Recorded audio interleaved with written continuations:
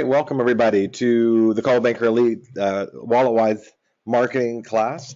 Again, this is Matthew Rathbun. There's a couple people who are new to our company who are on the call, so welcome to Elite. And then we got a whole bunch of folks who have sat through a lot of these before, so you know how it rolls. We're going to be spending about an hour to 90 minutes, depending on how quickly I can get through this, talking about tools and resources to help you with your marketing. We'll talk a little bit about why they work and why they're on this list. And again, remember that this session is being recorded, but if you do leave a chat or if you leave a question, that is not on the recording. So feel free to ask, and they are, I don't have the name showing, at least I don't think so. So feel free. Excuse me, I don't mind being interrupted. So if you do have something, go ahead and put it in there when the question comes to you, and I'll do my best to get to all of them as we go along. So again, one last time, if you will click the hand icon, if you can hear me okay, we'll go ahead and get started. All right, I see enough to give me a majority, and off we go. So welcome to Wallet-Wise Marketing. This is going to be a session that talks about marketing tools and resources that are in your available to you. Some of them will be things that are a paid service that are free to you as Coldwell Banker Elite agents. But I've done this class for over a decade now, so there's a lot of stuff on here that isn't just CBE stuff, and there's some stuff that is CBE stuff you need to go check out. You're going to find out as we go through this, and you can go to theagenttrainer.com/walletwise and see the slide deck. So if you're not taking notes quickly enough or you missed something and I went too fast, you're more than welcome to go to my website and take a look at the slide deck there. We are going to be doing, we're going to go through a lot of stuff. And I just wanted to set the tone that this is not an organized class where we build and build and build and we target certain things. Almost every slide, with very few exceptions, is a whole separate idea and tactic in and of itself. And it is organized chaos. So I have laid out, there's 3 or 4 slides that are sequential. For the rest of the time, it's just one idea or one tool or one web page after another. And some of them are resources that may not appeal to you, and some of them may need a little bit more in-depth explanation or application to whatever you're doing in your marketing. One of the things that I will address that comes up every time I've done this class, again for over a decade, is that a lot of this stuff, there's some stuff that's offline, but a lot of the stuff is internet marketing. And the reason there's a high focus on that here is that is what's effective. The offline marketing, the print, the flyers, business cards at the barber shop, that's okay a little bit for personal branding and awareness, but although everyone has an anecdotal story about a phone call they got one time from a newspaper ad, by and large and statistically speaking, they are not highly effective. So we are focusing for the best of our ability on the inbound marketing tools, internet marketing, personal branding, and things that are effective and that we have seen time and time again work for everyone. So just keep that in mind as we go on. In order for any of this to work, and this will be a very quick review, if you are new to our company or if you haven't previously taken the program, go to elitescoop.com, and there's will be a link at the end of this as a reminder, elitescoop.com/lead gen, and you'll see some of the webinars. We're in the middle of a lead generation series, and we've done one opening session on knowing your client and why it's important and client personas and how all that works. So you can go back and look at that again. And again, I'm going to put it here in the text box, in the chat box.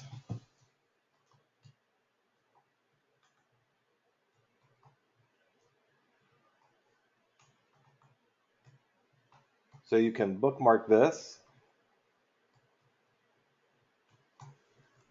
There we go. All right. So that'll be a source for you to go get more information. So again, this is an overview as it applies to today's session. All right, and a lot of this information, although that's an old cover, a lot of the information is current and from the NAR profile of home buyers and sellers. This is where we find information about who we're working with, those consumers. Some of that information is also taken from the Realtor Property Resource and a little bit from CVX. So the seller, we need to know if we're targeting seller and who our clients are, a couple of things about them. That the seller, by and large, sold their home through an agent who initiated the contact. Someone said, by and large in this category, the agent would have called them up and said, your house has increased in value, or maybe now's a good time to sell, or send them a postcard or a letter. That 4% is initiated by the agent. 4% is a referral to another agent. 42% either knew the agent or had been referred by a friend or family member. 3% met their agent in an open house. 4% went to the agent's website, and 24% previously used the agent. So those are the primary categories in where sellers found their agent, which let me just go back and say, some of those numbers are significantly declining. And your sphere of influence is still a very important aspect, but the internet has been steadily on the increase, especially over the past 5 years, as a primary source of consumer engagement. And I just recently took a session at NAR where it was discussing this trend towards what they're calling internet spheres, where the consumer met you on Facebook or Twitter or Googled you at some point, or read a blog post you did and you circulated somewhere and started following you in a social stream. Then somehow you become connections and friends, and then they turn into clients. So that's the new, what they're calling sphere of influence 2.0. So when you see numbers like previously used or new agent or in their sphere, that's now that largest group of your sphere of influence is going, and or rather coming, engaging you from the internet. 33% sellers will refer their agent to more than 3 people. So we do want to capitalize when we have a listing and when we've successfully sold it, to make sure that we reach back out to the seller, we ask for referrals, that we have celebrated with them, that we've used the fact that we've had a successful closing as part of our marketing. The sellers we're dealing with are an average of 54 years of age nationwide. In Virginia, that number is younger. Matter of fact, when we look at Virginia statistics, we're looking at sellers who are in their early 40s. 3% of them will visit 3% of sellers will also visit an open house. So we do talk sometimes about being able to pick up a listing from an open house. It's really only 3% of sellers visited another person's open house without the intent to buy. 8% of them sold on their own. The reasons that they wanted to sell: 16% said their house was too small. 14% said they're getting a new job. 13% wanted to be closer to their friends. 10% just wanted a different neighborhood. 10% their family changed. That either had kids grow up and move out, or they've had children and need extra space. The reason I've added those numbers to this presentation is that you need to know what your content is based and who you're reaching out to and engaging in your marketing. So for the buyer, 96% of them use the internet as part of the search process. 49% of the home buyers found the home they bought online. Then they reached out to the agent and said, can you show it to me? 64% use a mobile device. Google says that's probably closer to 78% right now, by the way. 46% of online inquiries actually buy, and 76% drove by the home they found online as a first step. So those two bottom numbers, the rest of them are pretty self-explanatory. The one I wanted to spend a minute on, or a second on, was 46%. So 46% of online inquiries actually buy. Way too often, you guys are dismissing an internet lead either because you heard other agents say they weren't valuable, or because you've had one or two that were duds. And yes, there are from time to time people who will give false information. That has not been my experience majority of the time, but what I see is agents give them one shot. You call them and leave a message, or you email them and they don't respond, and then you leave them alone and you go away. You're not putting them in the databases, you're not putting them in follow-up programs, you're not continuing to try and engage them, call and email. 46% is huge. That's half of the online inquiries you get through Zillow, LeadRouter, Trulia, Realtor.com. They're going to buy with somebody. What's the biggest failing point is most of you are looking for them to do it in 30 days. That does not happen as an average rule. Most consumers are looking 51 weeks from the first online inquiry until they actually start looking for a home. About a year prior to that inquiry reaching you is when they have started saving searches online, emailing agents, asking about neighborhoods, going to your blogs and websites. It's about a year. You need to have a plan that's at least 1 to 1.5 years. Now, I didn't put it in this presentation again because I do this one outside of our company, but your Zap profile, your Zap CRM, Poppy has written an 18-month marketing program, CRM. All you have to do is go add the client information, put them in there, and let it go, and just follow the instructions in the system.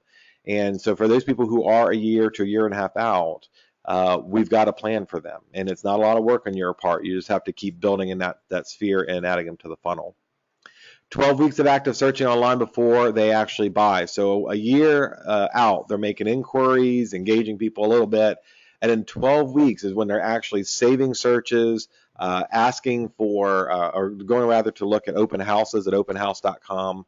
That's the largest purveyor, openhouse.com, and seconded by Zillow. And in 3 weeks of actually being in the car searching with an agent, or in the car driving around before they start searching with an agent.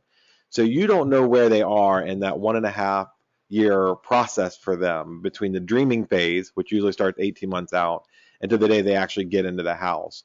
So you treat everybody as if they need a long-term plan so that you can throw them in your CRMs, so that you can have resources and tools to provide them that are meaningful, and you can find other ways to engage them through your social means and your tools.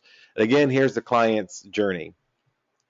I'm not going to go through all this information again, just so you know, buyers about 13 months, sellers about 16 months before, in the pre-research, before when they're thinking about it, and then the 2.5 or 2.7 to 6.6 for buyers and sellers. In the active research, this is where they're checking out open houses, looking at Zestimate and such. And then the third stage is 5 months for buyers and 4 months for sellers of the actual process of having the house on the market or getting in the car, looking around, and engaging the agent. All right, where do these clients come from? For most agents, this is the national average according to NAR last year. Less than 1% found their agent through search. And so I'm going to talk a little bit about web pages in a minute, but I just want to make this point. Being found for homes for sale in Gainesville, Virginia, or homes for sale in Fredericksburg, Virginia, is not an effective marketing approach. And you all are going to get phone calls from people on a routine basis saying, or emails saying, I found you on Google and we can do a good job of getting you on page 1. Probably cannot do that, but they're probably going to charge you a lot of money to try to show that they can.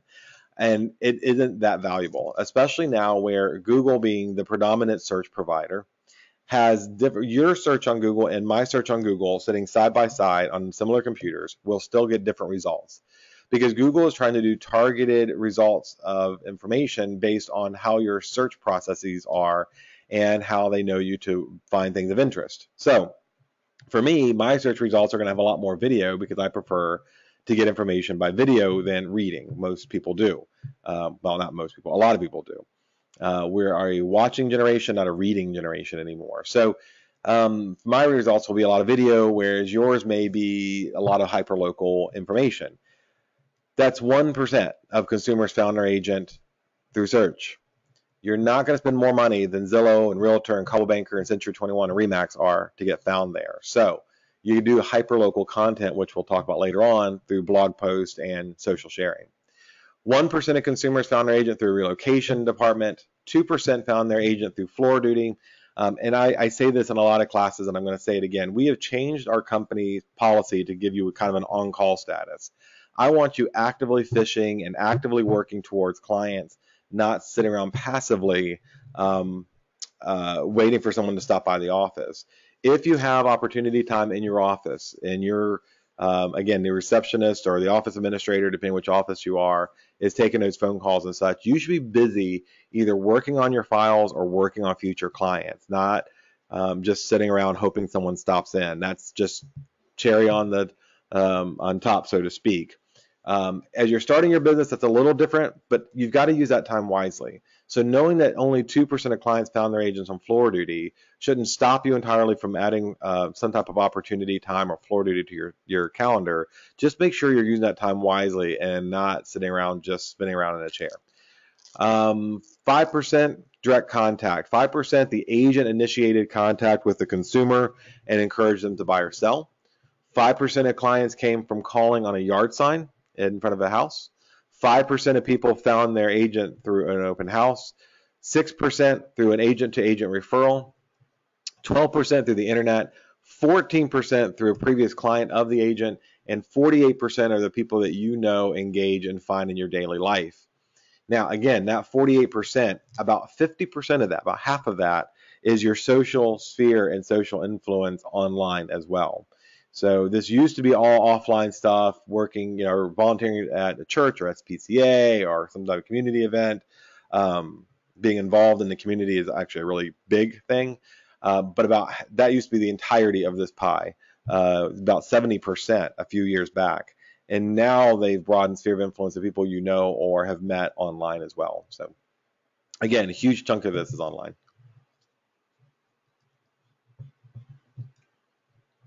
So let's talk about the basics of marketing. Now that's just a quick overview, intentionally quick, on who your clients are. The era of the clone is over. And so I've been doing this for almost 15 years now. And when I started, everybody was trying to do the best newspaper ad, the best flyer, and the best business card. That was really what the limit of your marketing was. And back then, I started a little web page because I had some experience from that, and it was just an interest of mine beforehand. And I remember the broker that I was at telling me that's just not going to work. I need to go out and join some clubs and get people my name. And I had a pretty good sphere between the fire rescue world that I was in prior and a large church in town. I had a good sphere of influence, but I wanted to do things differently. So I really went on hit the internet hard for me, and for at the time that was a pretty limited statement back then, and did all that I could to get found on there and get information out.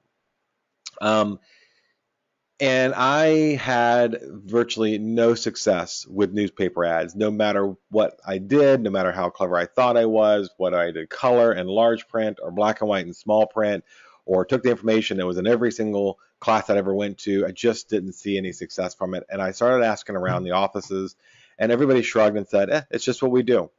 And they were putting their flyers in barbershops and grocery store cork boards and living business cards and everywhere they could find. And everybody was exactly the same, and it was maddening. And then I watched a group of agents, not only regionally, but nationally, start emerging, doing other things, doing blog posts, doing community events, and sponsoring lifestyle events, and getting involved in people's lives, not just passively sending out sending out postcards and newspaper ads and flyers and door hangers. And those people started dominating their market by doing these other things. So I'm going to challenge you to not do what everybody else is doing, be on the front end of stuff. If you have a great idea, work it. A lot of the things that we're talking about today, other people used a tool that wasn't intended to be used the way that it is now, and started off with really gaining momentum doing that. So for a while, I lived down in Caroline County, and we were there. We're helping with a church plant, and I started doing blogging. And for years, I was getting leads online and through that blog because nobody else was doing it. And then I came to Elite and stopped doing all that to do the managing thing. And I still get people commenting and emailing us through posts that I did in 2004.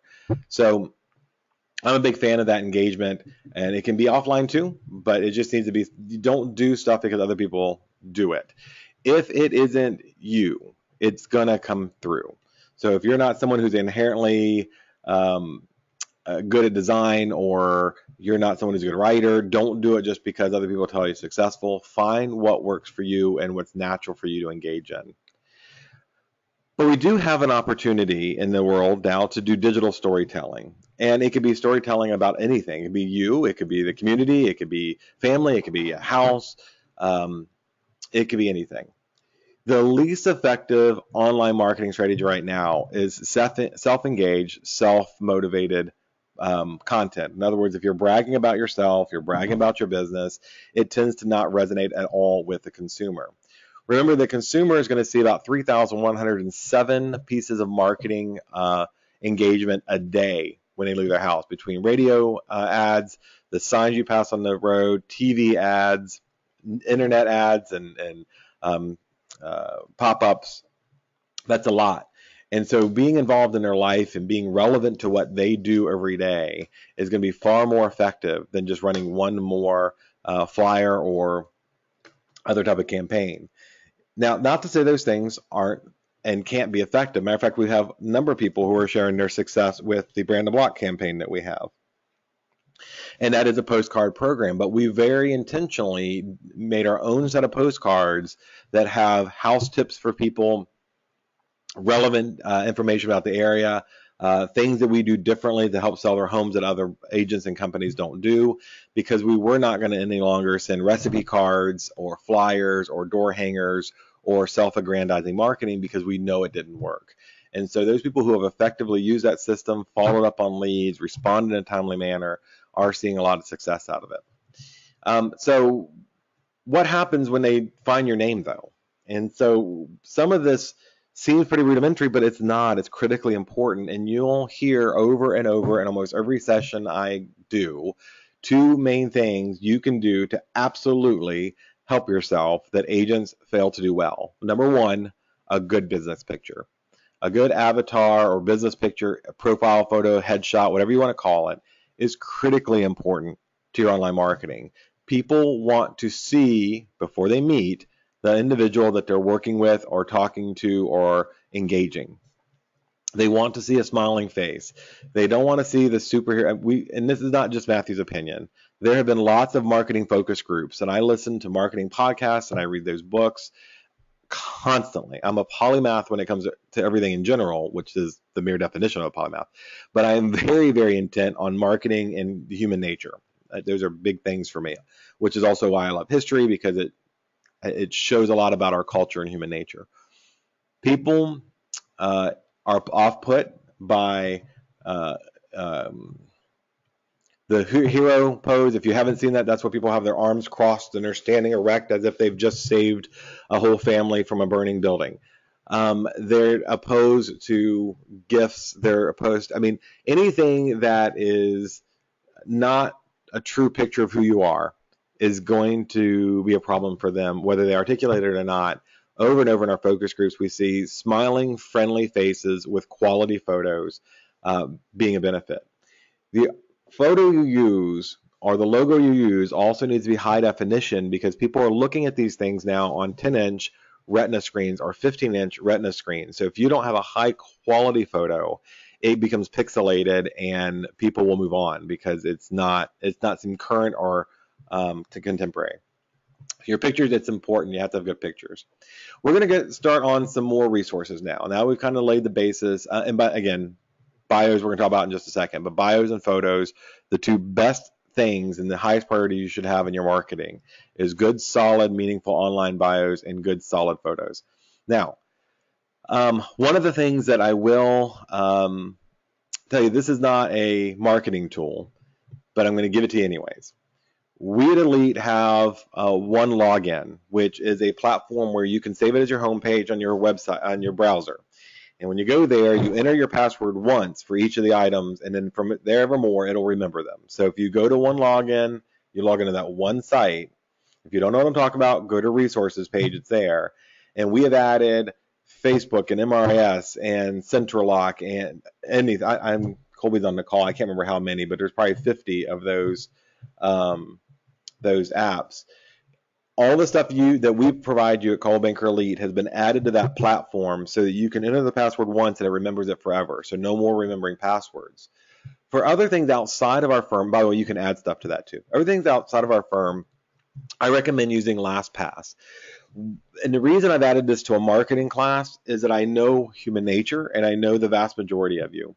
When it comes time to go update your Realtor.com profile, you get your mindset, maybe you're sitting in front of the TV on a Sunday afternoon watching football and go, this is a good time. The game's kind of boring. Maybe now's a good time just to go and edit my bio a little bit. And you get to Realtor.com and you go to the agent resource to log in, and then the password you thought was there isn't it. And you get frustrated and you shut down the laptop and take a nap. I'm telling you, so many times I've watched agents know what the right thing was to do and get stopped because they can't remember their password and they're going to go find it and they don't know where it is. LastPass is there's an upgraded service that you don't need starting off, but LastPass is a free tool to memorize your username and passwords for all the sites that you go to. And in our business, there's a lot of them. We're going to go through a lot of them today. And you go set up a profile, you test drive it, and it has a very unique password, or not very unique, a unique password convention. And you set that password up and you write on a piece of paper that never seems to be seen again in your lifetime. Save those things on LastPass. There's other tools like that. I happen to like 1Password, but it's much more expensive. LastPass is fantastic. It's going to help you, and it's going to make it easier to go back and maintain your business. All right, so let's talk about some stuff for promotion. First of all is your website. Your website, and I don't know who can overstress this. You got to have a website. Your website is the hub of the Spoken Hub marketing platform. It's where you want to send people back. It's where you want them to engage you. It's the easiest thing for you to control and maintain, and you want to have information on there that's easy to find and easy to use. So you've got to have a website. It's 2017. I have been given this spiel since probably 2003 or 4. And it's still surprising to me, people who don't use their websites. Now, every one of you have a website through Zap. And you need to make sure that it's updated. And you can add custom pages, and you can add content, and you can do a lot with it. You can't do everything with it. If you want a much more robust system, because Zap is solely lead generating site targeted towards buyers. That is the bare minimum of the website you should have. If you'd like something more powerful, Playster has 2 options for you. If you go to playster.com/NAR, actually, I think I had the next slide. Playster.com/NAR. NAR has partnered with Playster to give you what we call a business card site.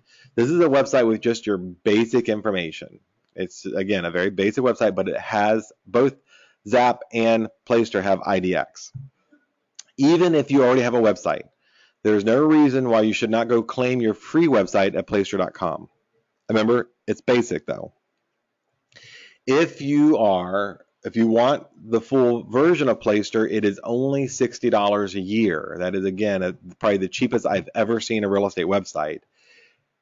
The basic site is a template site that NAR gives every agent. Again, it has your basic information, and it's a nice site to have. If you want a good hub for your business and you don't want to pay for the overpriced sites or for something more complicated, go to Realtor, elitescoop.com/resources. Go look at the Playster site tab, and it's got a sign-up form for you, and Colby and Donna will get you hooked up with it. It's $60 a year. It's a one-time fee. We bill you through your agent account.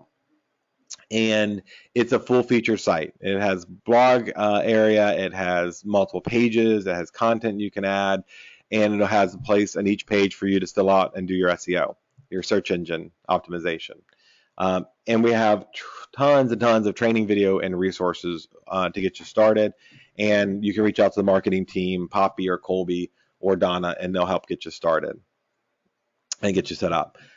So I would suggest, if you don't have anything else, the Zap site is very basic and is solely for generating leads. It is not for long-time engagement, blogging, and all that kind of stuff.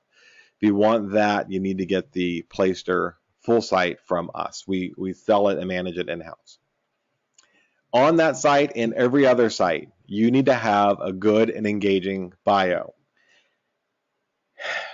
Far too often, I go look at various websites and read the bio, and it's the same stuff over and over again. Because what happens is agents will go look at other agents' bios for inspiration and go, oh, that's a good idea. I'm going to steal their idea.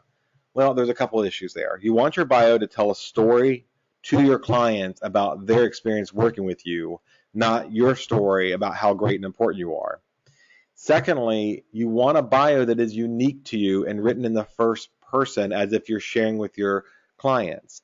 No one thinks that you are so successful that someone developed a Wikipedia page for you. They don't think you're a professional athlete who speaks about themselves in the third person. They know you wrote your bio. And not only do they know that, they should. They should know this is your way to communicate with them. So write a bio, make it meaningful. We asked each one of you as you joined us to send us your bio so we could share it on the web pages. And some of those, honestly, if I put my thumb over your name and read the bio, it sounds like every other realtor. You want to be different, you want to be unique, and you want to tell a story. And it doesn't cost you anything to write a long one or a short one. tell your story. If they get bored reading it, so be it. At least you gave them the story. Um, for years, whenever I have an appointment, I send ahead. And next week, um, uh, I'm going to be talking to a group of agents about setting up the right listing appointment, and I'm going to tell them what I've told all my SRS students. Send ahead your information, your resume, and all the rest. Let them read it and then ask you questions about what they find interesting. Don't sit during the whole interview just talking about yourself. That's not the intent. So I started doing that years and years and years ago, and have been utterly surprised when I go in, not really surprised, but amused at the times I've gone into a listing and sit down and the sellers are asking me questions about things I wrote in the fourth or fifth paragraph I never thought they got to. They do want to know about you on their own pace and in their own terms, and let them pick and choose what they find important by having a good bio. Google Home is talking to me.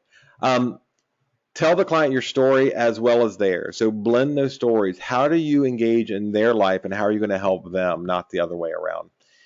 Have two versions, a long version and a short version. Save them on a Word document on your computer. You're going to be asked for the rest of your career on a monthly basis for your bio, either that new website you're setting up or the new profile on Facebook, or our company will send out information now and again. Make sure that you are saving that bio that you like, so you can trim it once in a while, you can change it up, you can add things, especially as you gain experience or something changes in your career, and then you can just copy and paste it. Just like the password issue, way too many of you I see start off with all the best intentions in the world of setting up a new account or new profile, and then you get that paragraph where it says, tell us about yourself, and you go, I'll just come back to this later because I really don't want to sit and talk about myself right now, or I'm not a good writer, or whatever. You don't have to be. If you're not a good writer, schedule some time with Poppy and on the marketing and creative team. She's a phenomenal writer. She has a great way of asking you some core questions and then creating a bio for you, or you're working on the one you have as a skeleton and then going from there. So please avail yourself of those services. That's one of the reasons we brought her on staff, was to help with writing and content, because she is incredibly gifted and talented in that area. And she makes it very interesting. So if you yourself aren't a fantastic writer, write the best you can, send it over to Poppy and ask her to polish it up and go from there. If you have awards and experiences, that's fine. You can share those on there. Just do it in such a way that it doesn't seem overbearing, or that you're just self-aggrandizing. And for me, I don't use a lot of my awards. I honestly don't think most consumers care about many of them. But I do talk about experiences I've had with clients. I talk about, or may use the phrase, high producing agent as opposed to top producer, or the 16 awards I got at the association. It needs to be personable and something that you'd be interested in if you were reading it. And again, save it as a Word document. And once a year or so, you're going to polish that up, because you may have new experiences or training or insight of what you think people will like to know. Anything you're writing, whether it be your bio or the ad copy for your listing, that the 400 characters you're used to describe your listing, or the 2,000 characters you're using in the Zillow page, whatever it is, you can copy and paste it into the Hemingway editor at hemingwayapp.com, which is free, and it'll edit it for you and give you suggestions to be a better writer, better punctuation, alternative words, and sentence structure to make it better and more professionally looking document. Again, your bio, nice and clean. I break mine up with H2 tags on the web page, and try to make it as engaging and easy to read as possible. All right, the next tool is Cloud CMA. All of you, each one of you, have Cloud CMA as part of your affiliation with Coldwell Banker Elite. What you may not know is that Cloud CMA offers you a free content, or call to action rather, that you can put on your web page. So for mine, and I'll kind of escape out of here for a second, and we'll do a little field trip here. So My Agent Matthew is a site, I'm just building it, so it's not finished. So if you go there, don't assume that's an example of my does work, because it's in progress. But I will put a link down here in the comments, because at least you can go see the bio page. So this is my new page, and I scroll down here, and I have copy and pasted into my page this call to action. So it's just a link. So when you click this button here, it takes you to my Cloud CMA page, and each one of you have one of these. And I can type in the address now for my home. Notice that it's very clean and very simple, just like the Zillow webpage or Realtor webpage. All the websites that are commonly used by people are simple and easy to use.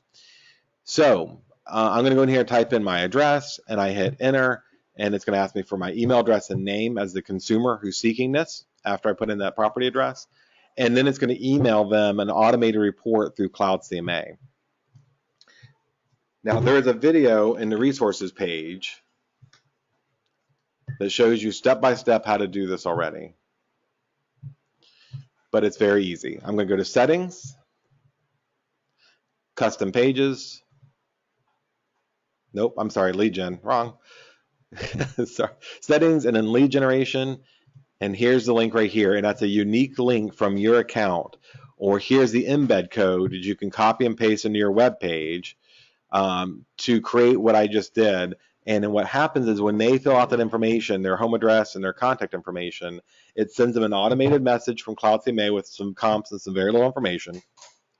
And it sends you, the agent, their contact information with a suggestion to go and reach out to them quickly, and also schedule time to do a more in-depth evaluation of the home. All right, so that's already in Cloud CMA. You plug it in your web page, and you can add it to your email. So when you do have that person who calls and makes an inquiry about getting their home sold, you can very easily send them that link, and they can fill it out and give you all that you need. All right, next idea is the do-it-yourself networking groups. So years and years ago, I waited for about a year and paid some money to get on one of the business networking groups. There's a national website. I won't disparage which one it is, talk about which one it is because I'm going to disparage them a little bit. It was very expensive. A matter of fact, to join this networking group at the time, it was about $900 to join, plus $150 a quarter to maintain your membership. And what they did was set up groups in your area that had only one of the type of practitioner or business you were in. So it would have only one attorney, one real estate agent, one builder, one whatever. And so finally I get a call, and it's not actually, it's funny, but it's not, it was true. They actually said, hey, the agent who was in your local group has recently passed away, so we have an opportunity for you. You literally had to wait for someone to die in order to get in this group. Awesome. So I get into the group, I go to the meeting. At the time, I don't remember the name of it now. It was the old train station downtown, Claiborne's, I think is what it was called.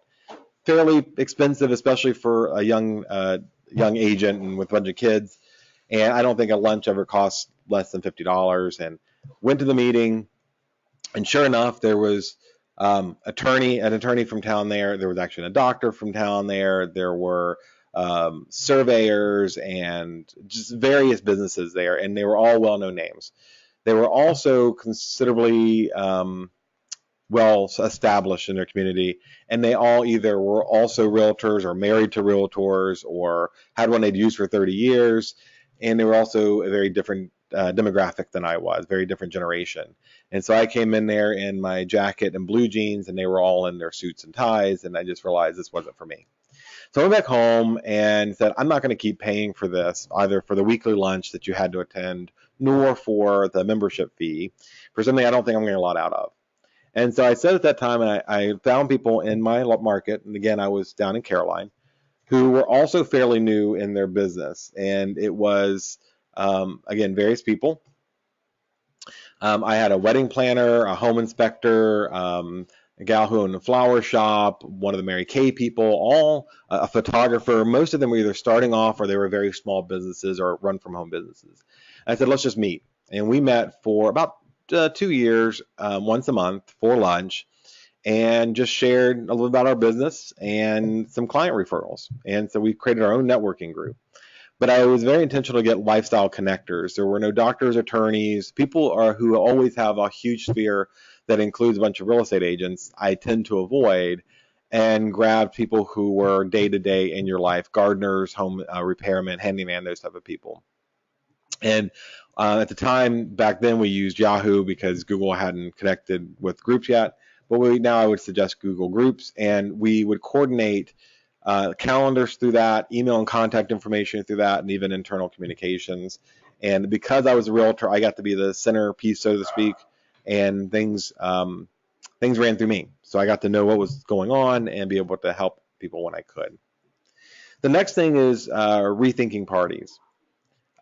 So we do open houses, we do broker opens, and that's all great. The hope is that somebody who either represents buyers or may actually be a buyer is at that stage where they're ready to actually purchase a home and are walking through the door. But as you saw, that's about 3% of the time. So a few years ago, actually several years ago, I had a seller and they had a home that was great for entertaining. And I said, let's not do the home open house. Instead, let's pick a Saturday night where we'll invite all of your friends over to the house, and I'll make sure there are cheese trays and wine here. And we will also have, we had the, what do you call them? They do the cooking, they sell the cooking stuff. Pampered Chef. We had Pampered Chef people there, and the homeowner, the wife there, also had a friend who was selling makeup or Mary Kay or something. And we invited everybody over, and the loan officer provided the wine and the cheese trays and kind of walked around with me. And we had probably 200 people in that house. It was a big house. And we invited everybody on the Pampered Chef person's list. We invited everybody on the Mary Kay person's list and everybody from the seller. And I asked all of them to send me their contacts, and then I took care of doing the evites and the emails. Now I would probably add Facebook invites on there too. And that way we were able to get a bunch of people in the house to enjoy themselves under the opportunity of Pampered Chef, free wine, Mary Kay, whatever it was. Now that house was huge, but if it was smaller, we would probably have to limit the number of people we had there. And we had a good time. And I collected names, and now I've added to my database all the people that the Mary Kay person and the Pampered Chef person and the seller gave me to continue marketing to them for other things, not just this. And yes, there were actually some buyer inquiries from family members and friends of the people who invited. Not ultimately who bought the house, but certainly the exposure was good. And that seller actually shared what we did with some of her friends who hired us to sell their home. Their home actually went under contract quicker than we could have a party, but we found this, for me, it was more enjoyable than sitting there on a Sunday afternoon twiddling my thumbs, hoping someone stumbled through the door. It was intentional, it was engaging, and I got a lot of contacts in my sphere from that. You can't forsake the phone. Picking up the phone, calling old past clients, chatting with them is the cheapest and one of the better ways to engage folks. It's 140 years old, it still does work, well, it speaks for itself. All right, some other tools. These are not free, but they are inexpensive. Slide Dial actually is free unless you want to get ad-free service, which is only $25 a year for 2 phone numbers. Slide Dial allows you to call and go directly into someone's voicemail instead of taking a chance of them picking up. They have a version called Slide Broadcast that does this for a larger group of people, and you can import all of them into the system through a spreadsheet. As generally, all of your CRMs will allow you export through the spreadsheet, and then you could import it into the system. And so you could do broadcast calls, you could schedule them, you could record it at midnight and have it go out at 9 o'clock in the morning. Or Slide Dial, you can call, go straight to voicemail if you know they're at work or busy, and if you don't have the desire to chat with them for a long period of time, you can do this every once in a while. Still suggest you call them and reach out to them in a reasonable way and have real conversations, but every once in a while you just may want to deliver some information or just be that, again, lifestyle marketer. So if you have your sphere of influence and you see a snowy day coming, you can get up that morning and give them a call through Slide Dial Broadcast. If you have a great property that you know is going on the market, maybe you have a group of buyers that you can send out through broadcast. But these are good tools, not only for marketing, but also for your business, so you can deliver quick information to voicemail and if you don't have time to actually chat with them. Can't say enough about building your sphere. Your sphere should not be limited to people you know offline, but also those online. A way to engage them on a meaningful way on a routine basis is really important, and all these tools require you to have some core list of contacts. Right now, everybody who's breathing should be able to list 100 people that know them, that can identify them and their name. That's where your core group starts. And if you are not spending the time, I don't care what else you did in this list, the things we go over today, You've got to be spend time building that contact list, and it can't just be in your head, and it just can't be in the contacts in your Outlook. It needs to be in a CRM, and it needs to be on spreadsheets that you can use to advertise, engage, and send email campaigns. All right, Realtor Property Resource. This is a $27 million project from the National Association of Realtors that has been given to us. In my opinion, it is the single best tool they've ever given us. It allows you to do a variety of things, but some of these will tie into ideas I have later. But you want to have those reports on a monthly basis. You want to run a report on your neighborhood and market area, especially if you're farming. You want to run that in the neighborhood so that you have an idea of what's going on, what's changed, where are the heat map showing you that there's a lot of growth or selling or potential for opportunities there. And you can save those PDFs. So when someone stops you because they see your name badge or your car sign, or you're calling you because they saw your webpage, and they go, "Can you just tell us how the market's going?" You could have that PDF saved on your phone or on even Dropbox, and you can quickly email them and just say, "You know what? I'll be happy to send you a report on what the market's doing. What's your name and email address? I'll send it to you right now." And if you're using it wisely, RPR has a great app on its iPhone for your Android or iPhone that you can use the app and send that out to them right there as a CRM and as a responsive marketing thing. So when somebody asks you something, it's easy to go, "You know what, market's great. Why don't you give me your name and I'll call you later." They don't want to do that. They're just asking how the market's going. But if you can give them something tangible like the RPR report, they're far more likely to give you their contact information when they know they're getting something valuable in return. All right. The next thing is for sale by owners. And so for sale by owners. And I'm going to tell you, as much as I'm not a huge friend of paper, I love this idea. And I just gave away the last one I have, but I usually carry a couple of these in my car even to this day. You should be offended when somebody's trying to sell their house on their own. Because what they're saying is they can do it better than you who are trained, certified, capable, and ready to do it. But at the same time, you should understand that we are in the do-it-yourself culture now, and everybody thinks if they read it online, they can do it themselves and do it for cheaper. So we take an approach for FSBOs of creating materials and resources to be able to provide to them, that keeps it at the top of mind awareness as a helper, as opposed to an antagonist or a beggar. Antagonist is when you go and say, "You're an idiot for selling your own house. I can do it better." And a beggar is when you're saying, "Please, please, please change your mind, and please, please, please use my services." We don't want to do either one of those extremes. So get some information together. We let you print for free. We don't charge anything, so there's no reason not to do this. First, you want to put together a quick one-page graphic, and I'm going to show you in a few minutes a website that'll make it look really pretty. Grab that NAR information. I send it out on a routine basis. And NAR information about where buyers actually look for to find homes. You want that graphic from NAR because it does show that very few to none look for FSBOs. They are looking on Zillow, and most sellers assume that they have to be in MLS to get there. Second of all, you're going to print out an RPR report showing about market statistics and information. Next, you're going to do a cover letter. That cover letter is going to invite them to your website to get more information. And of course, on your website, you want to have more information. Let me show you an example. So this is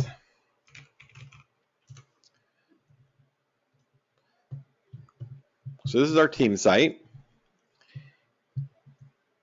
And if you go to information for sellers on our site,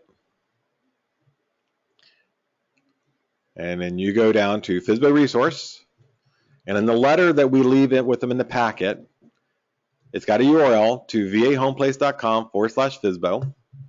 And everything that Angel and I do is here for you guys to rip off. It's all done as examples for you. All right.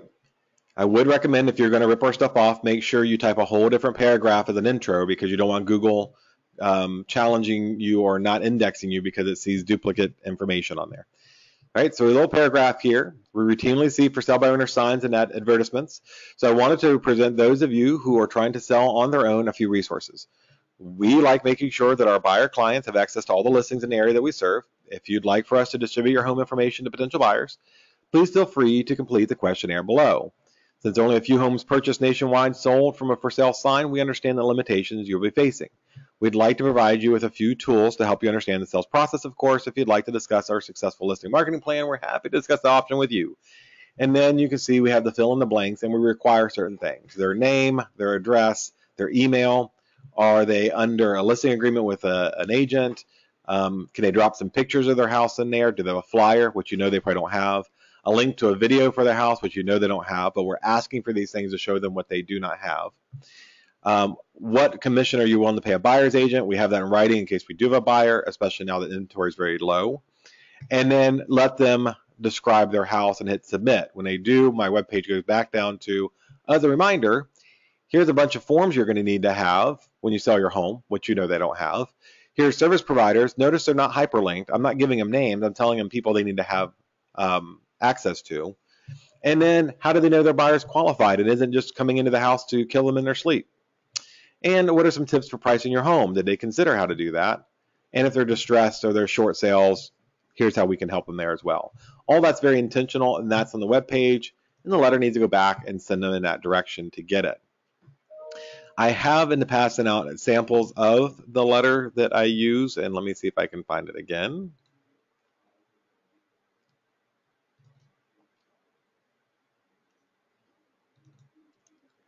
Yep, and here's the letter that we, oh, that's the wrong one. That's for buyers.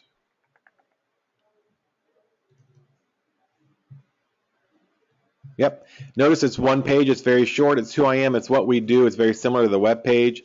And then here's the link to go to for more information. The site I just showed you. Here's some forms they don't have and some other information to help us out. Again, very quick, simple letter. So we take that letter, inviting them to our website, and our website would have information on it for them. Again, our website is our hub. We want to send them back there. We want to use it in more ways than just to be our bio. We want a summary of the documents. I showed you that list. We want our resume, and I'll show you a place where you can get a really nice one for free. And then we want the basic marketing plan. And in this case, you can use the Elite Edge marketing pieces that Angel and her team put out to put in this packet. You don't even have to create them. You just throw them in the packet. I recommend that you use white envelopes, because yellow envelopes are like for legal documents or packages or notifications to come to court or whatever. Use white envelopes and then handwrite on the front of them whatever message it is. One of the biggest barriers I've seen with most of you as real estate agents and FSBOs is the fear of that they might actually answer the door when you knock on it. I get it, because then you go, what the hell am I going to say next when they answer the door? And are they going to be grumpy pants? Or are they going to be awesome people? Or are they going to pull me in the house and beat the crap out of me and take my money? You don't know.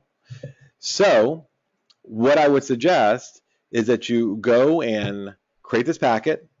You see the for sale by owner sign in the yard, go knock on the door. The sound effect was for Poppy, who is not here to help me out with that. Knock on the door. Like we're going to do an old-timey radio show from now on. If they answer the door, go, hi, my name is, whatever your name is. I see that you're trying to sell your home. I just want to drop off a packet of information to make sure you're prepared. And if it's helpful, great, give me a call. If not, that's okay. Give them the packet. If at that point they want to engage you in a conversation, then you can chat with them. If they don't, they're busy, or if they're not home, handwrite in the envelope, sorry I missed you, here's some information. If you need anything, please give me a call. Make sure you put your business card, your contact information in there, and just leave the packet in the door. This way, you carry 4 or 5 of these with you. You see the FSBO, you stop by, you drop it off, and if they give you a call, great. If not, so what? You're out 2 seconds of your life by swinging in a driveway and dropping off the packet. It's a great way to engage because people like being given something that they deem valuable. Just stopping and begging for business, you're probably not going to get the listing. So a question, where are the FSBO website letters?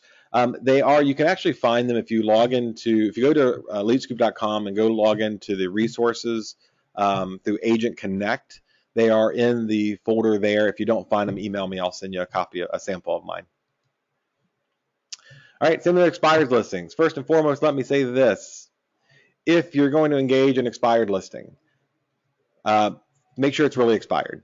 So if you see a listing expired today, 9 times out of 10, the listing agent just isn't a good agent and isn't keeping track of their listings and let it expire and didn't even know it's expired. The seller doesn't know it's expired. Make sure you check MLS again under the address to make sure they haven't relisted or reactivated the listing before you make your call. Go in MRIS, set yourself up as you would a buyer through Mosaic or just the buyer notifications, and go and choose the neighborhood that you want to work or the counties or cities that you want to work, and set yourself up to get an email anytime a listing goes to expired. You can do it.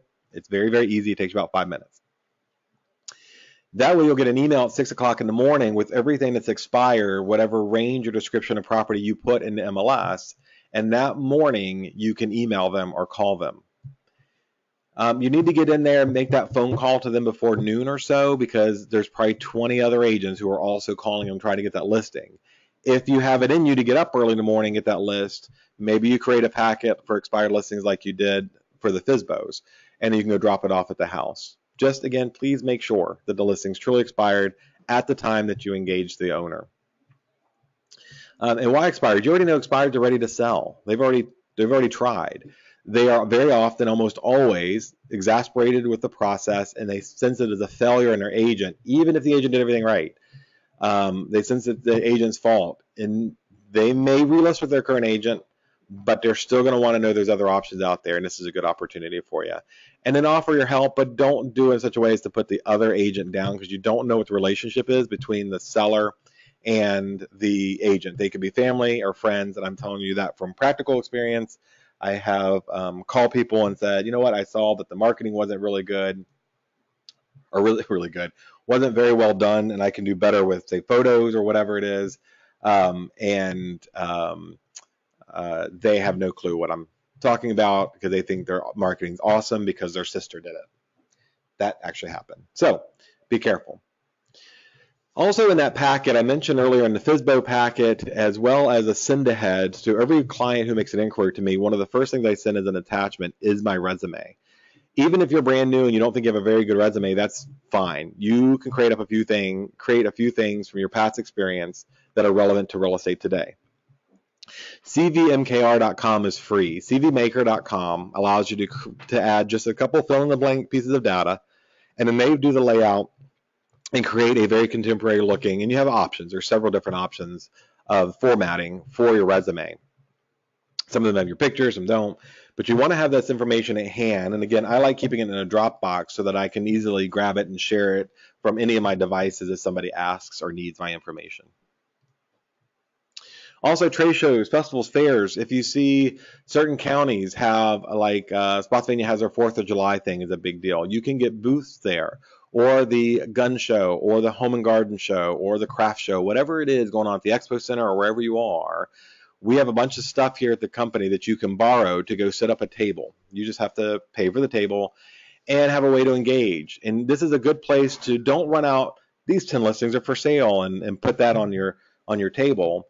Instead, do the Realtor Property Resource Report, RPR report, that has all your branding and contact information. Leave a few of those out so people who want to know what's going on in the market can stop by. Maybe have a loan officer go along with you to answer questions for people who are coming in. And here's my biggest thing. People need a reason to come chat with you.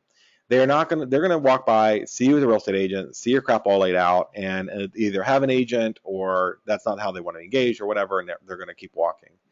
But if you have a reason for them to come and gather information they deem valuable, they are far more likely to do so. Grab a whiteboard and an easel, and every 15 to 30 minutes, do a 10-minute and no more than 10-minute spiel on something. Top 3 things sellers need to know when they're listing their home. Top 5 things buyers need to know when getting qualified by a lender. Whatever it is, something you can speak well about, have maybe a handout or two reference to those things. And for the time that you're at the festival, the conference, the trade show, be able to just stand up in front of 3, 4, 5 people. Because if you target that and go, at 2:15 today, I'm going to be speaking for 15 minutes on 3 mistakes sellers make when they put their home in the market. The people who come at 2:15 and stand in front of you waiting for you to talk are more than likely sellers or soon to be. And you have an opportunity to give your elevator speech on adrenaline, because you can do it in 15 minutes, and show them how knowledgeable you are and some of the cool things that you and we at CBE do to help sell their homes. All right, next idea is putting the HUD in the mail. At the end of the transaction at closing, you get a copy of the settlement statement. I would make a copy of that and take a cover letter that you can create right now. Thank you, Billy Bob and Jenny Jane, for working with me and helping to buy or sell your home.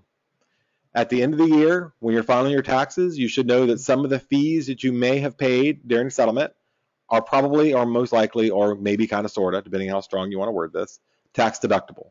I'm including in here a copy of your settlement statement so you can provide it to your CPA just in case. Hope everything's going well, and don't forget, if you know anybody who's looking to buy or sell, I'm always available to help them. That could be one little paragraph, either in a handwritten note or whatever. If your closing is today on June, whatever today is, 24th-ish, we'll say, at the end of the day, go take that cover letter that is pre-typed or the handwritten note that you want to scribble out. The simpler it is, the better. Put the letter, put the settlement statement in an envelope, put a stamp on it, put the buyer's name, put your name on it, and throw it in a drawer in a file folder. About November of each year, pull them all out at the same time and send them out all at the same time. You want to get close to the tax season, and you also want to show them that you're not just responding to them 3 days after closing, but at some future date in the year, and you didn't forget about them. It's a great way to show them something they didn't know. Again, physically giving them something that could probably save them some money. All right. Don't forget Zillow. Don't forget Zillow and Realtor.com. Those are the two I would focus on the most. Zillow.com, and I know, especially some of you who are rookie agents, you're going to hear a lot of agents complaining and griping about Zillow. Look, Zillow did what agents at the time weren't able to do. They found an opportunity because we as an industry were not giving consumers what they wanted in the way they wanted it, and they've built a hell of a business doing that. Yeah, they're having some financial problems right now, but that's a whole different conversation. But they do give us some free stuff to help us get our name out there. First and foremost, all of you have premium accounts through your affiliation with CBE. You need to make sure that your good, solid bio is there and that a good, up-to-date avatar. Remember I told you I'd be coming back to these over and over again. A good, solid picture of yourself or a headshot is with your bio on the site and all your information is up to date. Go out in your calendar. So I don't care what day it is, but once a year. So let's say it's February 10th of each year.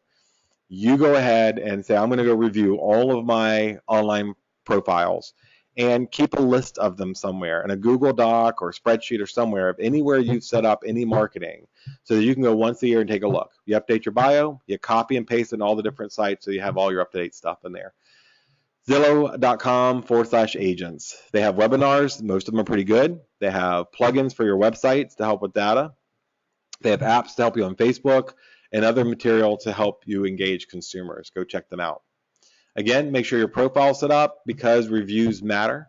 If you have at least 5 reviews, they will promote your profile higher than others. Now, we also get pretty good promotion and placement through our relationship with them as listing agents. But you want that information on there. Make sure your listings are up to date. So the listing goes into MLS 2 days later, go take a look at it. Make sure everything's accurate and clean on there and it is claimed as yours. Sometimes, for whatever reason, the listings in Zillow are not associated with your account, and you want to go make sure that they are. All right, and our next trick using Zillow, I think it's my last trick using Zillow, is looking for potential sellers. So you'll see this video is running now. I'm going to go to Zillow, I'm going to type in a zip code, I'm going to get rid of all, under listing type, I'm going to get rid of all of those listings, and there's some videos on our Elite Scoop. I'm going to get rid of all the listings there except for Make Me Move listings. So Make Me Move listings are those of the seller, like for example, a for sale by owner, has put into Zillow directly. Remember, sellers do not have to go to MLS to get to Zillow. They can enter their own listings. So again, I'm going to go here. I'm going to type in my area. So I'm going to Fredericksburg, Virginia. I'm going to go to listing type at the top. I'm going to get rid of all. This is a pre-done video, by the way, so I'm not really doing this. And get rid of everything except for Make Me Move. And see those little blue dots that show up behind?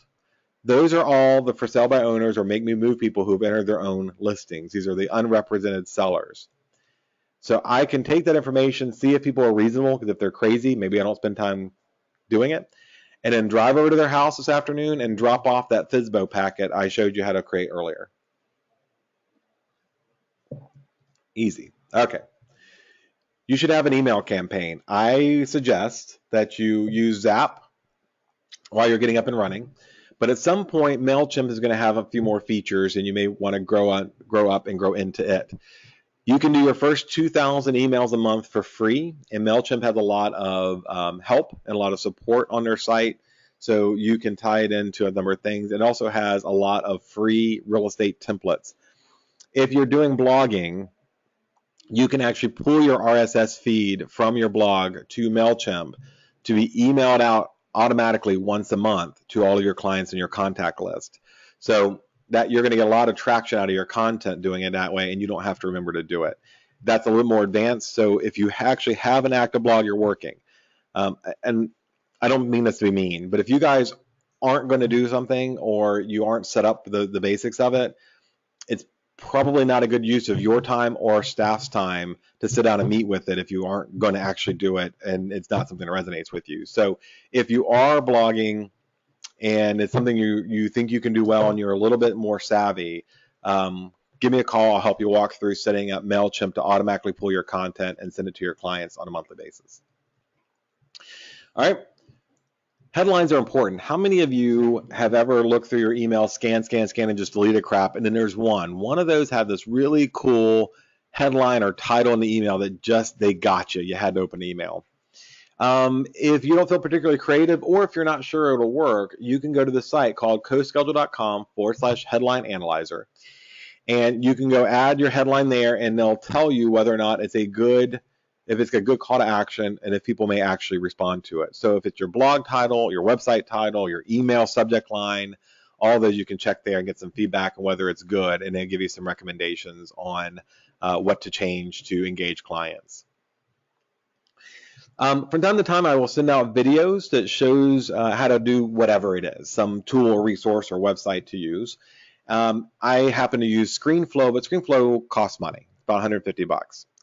TechSmith has a very basic version of a free tool called Screen Capture, or Snagit Screen Capture rather, which will allow you to do the same thing. And for marketing purposes, I think I've demonstrated it in other classes. I did a video one time where I put together a PowerPoint presentation on what buyers need to know when they're buying new construction. Because again, we were promoting a new construction subdivision. And I put that video on YouTube. And let me tell you how many views it has. I had to take it down and change a couple things, but all I did was put together a PowerPoint on my desktop. I use a screen capture software that you see on that screen on Snagit, and recorded myself talking through the video as the new construction as a tutorial. Let's see, I got a lot of videos here.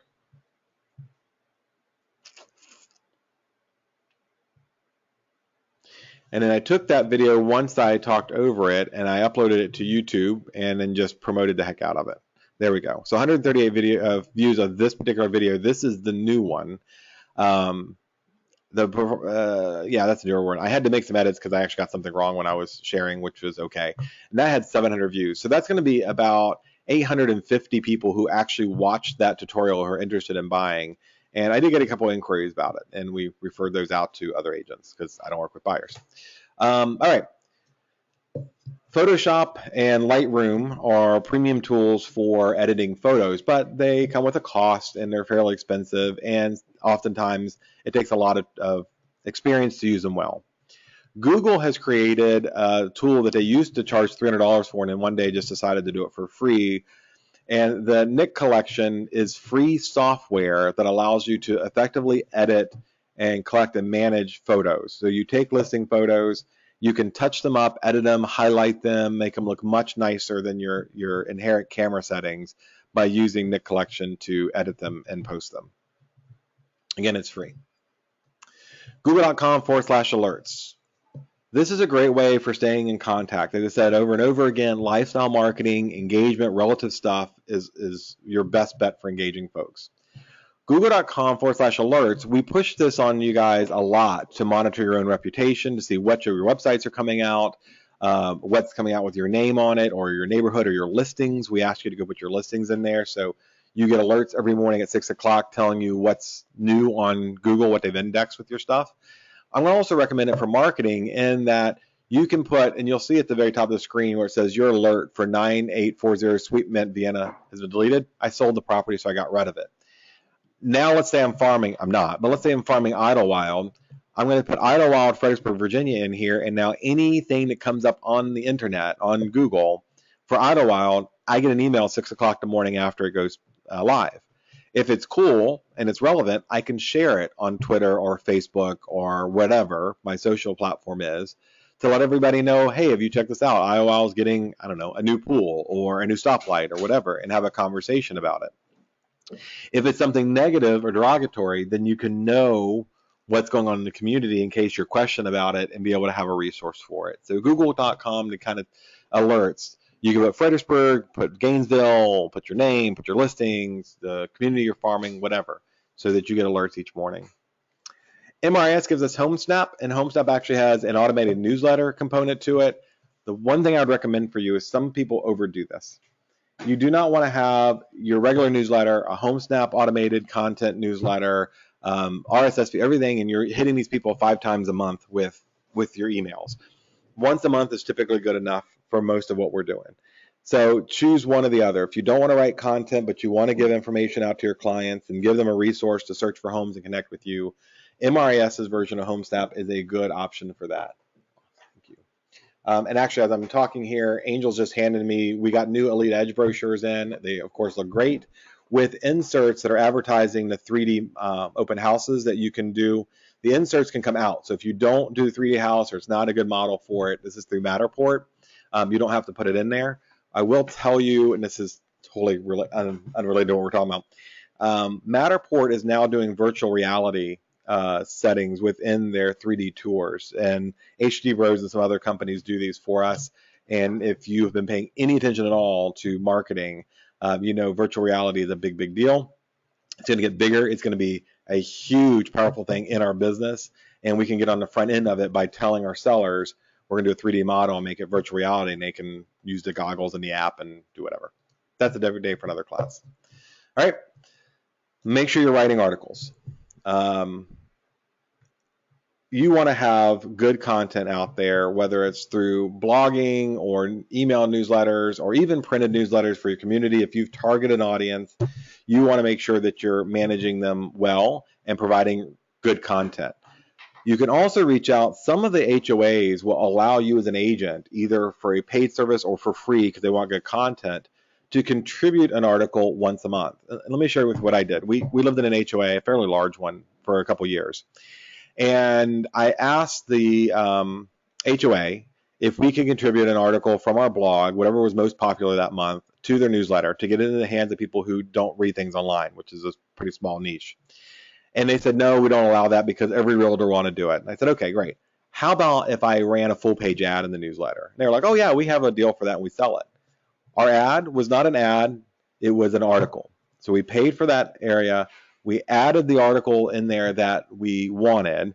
And then at the bottom, it was, you know, if you're looking to buy or sell, give us a call. We're your neighborhood experts, or whatever phrase. I don't like experts. That's a risk management issue, but whatever phrase we used, I used. And then it so happened that one of the local newspaper reporters also lived in the community, collected a couple of our articles, called me, and asked us to start writing for the newspaper, which I did for a number of months before I came to work at CBE. And the articles that were written for the newspaper, we got lots of phone calls from that group of people. Now, not so much anymore, because again, this is probably 10 years ago. But it's still a good way to get information in the hands through the HOA newsletters. I don't know that the newspaper is very effective in doing that anymore. However, now I say that, I forgot to add to my list. If you go to the Patch, so thepatch.com, look for Fredericksburg, you can create an account and you can put articles on the Patch newspaper's website for free.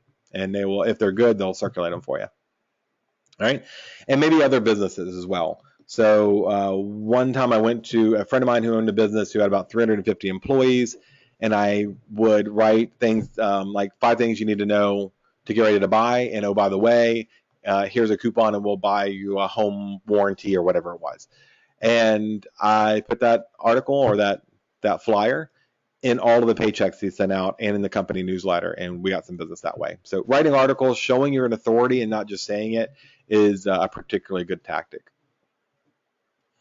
Vistaprint. Vistaprint is a print company, a marketing company, and they often give a lot of free stuff away. So you can go check that out, and just there's tons of stuff, business cards and pins and all that stuff. Just go sign up for the newsletter. They'll send you stuff all the time that says, come here and get your free 5 pins or 200 business cards for $3 or whatever they are. One of the things that I did with that for a while was create business cards for listings. So we tell the sellers, if somebody comes to the door, don't let them in, tell them to call us. And then you could print up a business card through Vistaprint, which is inexpensive and they deliver quickly, where it's got the street address of the house, the URL for the property, and on the back you can put your contact information, you to pay extra for that. Or just do what you see here on the screen on the right-hand side is just a business card for that listing that they can pass out to their friends and family who asks. They're trying to help sell the property for you. I've seen agents give those to other agents from time to time in meetings if they hear clients looking, it gives them the URL and address. On the left-hand side, business cards specifically for sellers. So this business card has a couple bullet points of things that we may do unique to market a property, my regular stuff up front, and then a URL directly from my page for sellers. So all those things, if you got free business cards opportunities, take them, grab those things. All right, the next one is google.com, places for business. This is free. Google allows you, and you've all seen it, when you've done a search for something or somebody, and you'll see the top, usually it's the top link, has their business place on there when they're open and close, a little profile, feedback from clients, all that. That's free to do, and you can do it as agents. Let me just be real clear. Do not put Coldwell Banker Elite as the name of your business. That later on, and they'll ask, what affiliation you have. Your name as you is what you need to put in there. You're not allowed to use a franchise name in those advertisings as either the URL or the name of the business. That needs to be who you're associated with. Your name needs to be the business on there, and make sure you use all your disclosures. All right, another great way of engaging renters, and this is actually a fairly old tactic that when I ran a team, we had our agents do on a pretty routine basis. You can go target an area that has high rentals, and you go in this MLS and you search for people who either 12 months or 18 months ago rented in a particular neighborhood. That gives you the price range. You know roughly what the rent's going to be. We had lenders write letters to say, dear buyer, if you're paying between $1,100 and $1,200 a month in rent, this is with no money down, maybe 3% down, this would be the amount of mortgage payment that would get you this price of a home, and they do that in columns. So maybe it's $1,100 to $1,300 and $1,300 to $1,600 and $1,600 to $1,800 and $1,800 to $2,000 and $2,000 to $2,200. After that, people know how to buy usually. The lender writes a letter talking about what they need and why it's a good time to buy. You write a letter to go on the front of it. You're going to print those two things out as well as a list. So if you go look at a renter and see they rented 12 months ago in Idlewild, you may go pull up somewhere in a 2-mile radius of Idlewild all the homes they could buy if their mortgage payment was the same as their rent payment with 3 to 10% down. Throw all that in an envelope, handwrite in blue ink. If you're going to ever do an envelope for marketing or you want somebody to really open it, it needs to be handwritten in blue ink. Black ink or print, people will assume it's junk mail and treat it that way. And then send it out to the renter. You're not going to have their name, but you don't need it. Just write out the address and send it to the property. Excuse me. And then they can look at it, and they may be thinking about buying now, and they may go to your webpage to find out more information. It doesn't mean they're going to call you back or email you immediately, but you started planting to seed by sending them information that's relevant to where they are and what they're doing, and it takes no time. So if you are doing floor duty, that's a really good time to use your dedicated time there. Also, videos. Every one of you who have a smart home is carrying around a video camcorder in your pocket. Do neighborhood tours. Interview your clients on your phone, on your iPad. Do home tours. Make sure that if you're not the listing agent, you have permission to do that first. You can even video record home inspections to send those out. That's a different tactic, not really marketing, but you can send that over to the seller if you're a buyer agent doing that. I'm not sure why I put that on the slide. And then just blogging, or what's known as video blogging. So maybe today you set up your iPhone or your Android on a stand, and you sit there at your desk and you're just talking about something that happened that day. A buyer asks you some unique question that you thought maybe everybody should know this. And all you do is record it and post it. And you can post it on Instagram, or you can post it on YouTube, preferably YouTube, share it on Facebook, wherever. Just chatting about that question somebody asked you today that maybe other people could benefit from. I'd suggest right now, especially for those of you who are new, just start talking about the market. Fredericksburg's awesome. Or did you guys know about the Tuesday event at Hurtcamp Park? I can't remember the name of it right now. Go to the park and share about it, or SPCA events, or whatever it is. Or you're down by the river and talk about how much you love the river in your van down by the river. Whatever it is you decide to talk about, just chat and post. Use consumer testimonials. We give you the tools through Real Satisfied. Matter of fact, if you go log into your Real Satisfied account, you can pull up the app that you need to embed on your web page your testimonials. You can see this is my web page for my site. Those testimonials, as soon as they're given and I approve them, they go right to the site. I don't have to copy paste or do anything. And then over top, that's Alex and Laura, who on video from my iPad during a closing shared about their experience buying a home. People love to hear from other people like them. So use your client testimonial as part of your marketing campaign. If you have a social presence, even if it's just Facebook or just LinkedIn or Twitter or whatever, go to Hootsuite. It's free. You can set up, I think, to 5 social accounts. And on there, go ahead and add your accounts. You can schedule out your social posts for however long you wish. I usually go on Sunday afternoons and put 2 or 3 in there that are saved, and I'll say specifically what days during the week they need to go out. And they could be things to help agents or things about the community. And I have a steady stream of content going out to my business Facebook page or my Twitter account, and it could be something you found today and just wanted to share. I tend to use an app called Pocket, so when I find something cool about how to design a home or dogs or whatever, I can save it and then go share it later. So I'm not all week long trying to find 20 minutes a day to go do that. Sunday evening, I can spend 15 minutes doing the schedule for the rest of the week. And we talk a lot about social media. Why? Because it works, and because it's free, and because you absolutely should be doing it. So you look at 3 things when you're posting to get the most out of it. Those 3 things: social objects, things people have in common; social contracts, make sure you're posting about things other people want to read and not just you; and give social capital, which is to invest in them with things that they would find beneficial and remember well. Social objects, for example, celebrating somebody else's marriage, or your favorite football team, or story you've heard, or the TV show, or something funny the kid said, or you can see that big orange picture in a circle. That was actually Route 3 one night with that huge orange Armageddon look coming in. Stuff people would find interesting.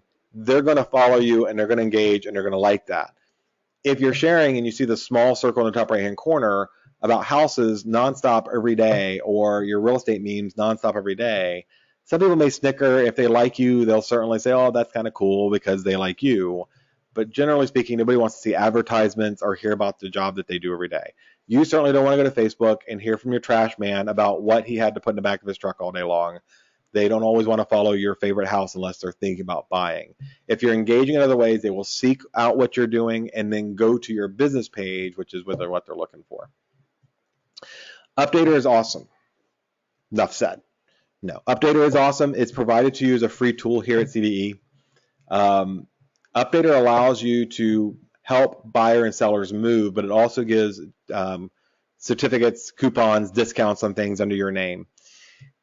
If I'm running out of time, so I'm not going to do a whole long demo on this, but if you go to resources page on Elite Scoop, go scroll down to Updater, take a look at it. It's a great tool. You should be using this with every single solitary transaction you do. You enter in the buyer or homeowner's current address and their new address, you hit send, and it gives them a plethora of tools, including the ability to transfer their mail back and forth. It gives them all their utility company information. It gives them discounts, coupons, and other incentives, and it brands it all for you. It does follow-up programs at 6 months and 1 year. It's all automated. All you have to do is spend 2 minutes typing in your client's name, email address, where they're living, and where they're moving to once you're ratified. It's awesome. Can't say enough a good thing about Canva. It makes everything look awesome. It makes you look like you're a designer, even if you aren't. Canva is free. We are going to be creating, if we haven't already, different resources and tools for you to use to promote and be able to utilize in Canva. It has great tutorials. Again, if I can't say it enough, it is free. It has amazing apps, and I think Angel has probably done, actually I know she's done some tutorials and emailed them out for it. Go check it out. It's got everything is pre-done in the format it needs to. So if you need a Facebook cover, a lot of you have seen Facebook where it's got like a cover picture and all you see is somebody's chin and their neck. That's because they didn't line it up. They don't know how to make a cover. On Canva, it'll say you're making a Facebook cover, here's the dimensions and let us help. And Twitter posts and social media posts and blog posts and Instagram, whatever it is, it has the format for you there, and it has some great resources. It's awesome. Nextdoor.com is also free. It allows you, if you live in the neighborhood, you can set up a private social network for the neighborhood. So maybe you want to go beyond just a Facebook page. This has lots of resources and tools, including ways to promote yourself. So go check it out. Make sure you have a Yelp profile. People want to give feedback, good or bad. You want to be able to control that. And Yelp gives you the platform to do it for free and helps promote you and register on Facebook, on Google. So go to Yelp. At the top, it will say go to Yelp for business owners. Click on that, and you can set up a profile. All right, I mentioned earlier in one of the sessions about sharing charts or graphs or content. If you want to make it look good, Canva has amazing templates already.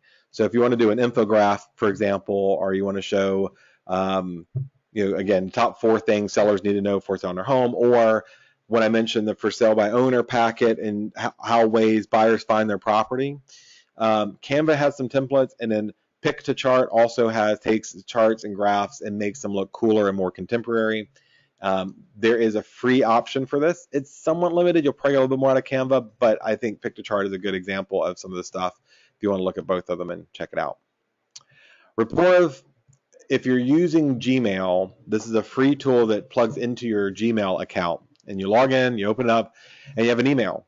And on the right-hand side of your email, it is going to search all the social sites for all the social content the person who sent you the email has created. So if you look in the graphic on the screen, you'll see their stock thing here. It says Mary Davis, has her email address, where she's from, what her job is. If it's in LinkedIn, if it's in Twitter, if it's in Facebook, if it's in Instagram, if it's even in Snapchat, it'll show you all their social sites and give you a quick history of what they've posted in the past few months or weeks, depending on how much they post. I know some of you think this is super creepy, but it's a good reminder to you that what you put online, people are going to find. So when you send an email, think about that. Think about what may be automatically loading up in their Gmail account. Keywordtool.io. We do talk a lot about making sure your web pages are Google friendly. We talk about making sure your bios are friendly. If you want to know what people are looking for online and relative keywords to help promote it, this is a great free tool to go find out what consumers think about whatever subjects. If you put Fredericksburg Parks in the keyword tool, it'll tell you what associated words or what people are using to search for those things. Handwritten notes. Every class I've talked about handwritten notes. I think they're some of the best uses of your time out there if you're looking to target a collective of people. Look at your sphere of influence, people you actually know personally. Once a year at least you get a very quick note, just wanted to check in with you, wanted to say thanks, whatever. But if you're not going to do that, at a minimum, look at Facebook. They tell you when people's birthdays are. You can see when people are celebrating their anniversaries or whatever personal information you have. Quick handwritten notes on some letterhead or on a stock card sent out to them is very meaningful to people and probably better than just about anything else you can do on paper. CBX, you all know about CBX. And because of time, I'm not going to cover a whole lot of it other than to say this should be the #1 tool on all of your iPads and Surfaces and tablets. This should be in every listing presentation you do. And you can take some of those presentations, do a nice little generic address, and create a PDF of that presentation for marketing purposes as well. And we're going to be doing more classes on this, so stay tuned. There has been a big update from the last version of it, and we'll be putting that out shortly. Lastly, have fun. If you're not having fun in your marketing, it's going to come through. People are going to look and see that it's something you did through obligation or wasn't naturally inherent to you. If the type of if marketing not inherently is fun with you, then we have a whole different conversation to have, because marketing is a huge part of what you do. Filling that funnel, getting clients long-term and short-term into that group to be able to market to them is really, really important to what we do all the time. You cannot take a break from marketing because you happen to have a bad week with one transaction that's not going well. Every day should have time budgeted to marketing, and it's a lot easier to do if you have fun doing it. So choose those things about marketing that you like. So if you like handwritten notes, do a lot of those. If you like writing, write a lot. If you like getting clients, have a good bio and headshot. Whatever it is, make sure you're having fun and have it and be fun with it. Be a little creative. Do things a little out of the box. Don't offend anybody without doing it intentionally. So, I mean, you're always going to offend somebody, no matter what you do, but don't offend the wrong people. Don't offend anybody that's going to make a phone call to me and we have to go to court over. Have fun with it, right? Joke a little bit, be a real person, and you're going to see a lot more investment. This is a real quick overview of some of the tools. It's intentionally an overview. We don't drill down on how to use all of them because I want to give you some ideas. Pick 2 or 3 of these ideas that you like. Don't try to do them all because you won't master them all if you're scattered about. Most of these things we have a resource page set up for, or some type of training video. If you need more time, let me know. And I would again encourage you to go to leadscoop.com/lead gen and look about how you use these tools to effectively engage other people, manage them, and convert them to clients. So that's my show today. Thank you guys so much for logging in. If you need anything, feel free to ask, well, Angel or Poppy. No, I'm just kidding. You can send me an email. Thank you, guys. If you, I am going to try to post this recording. It looks like it recorded okay. So if you need to review it, it'll be up on the website shortly, and I'll send out a link. Thanks so much. Have a great day.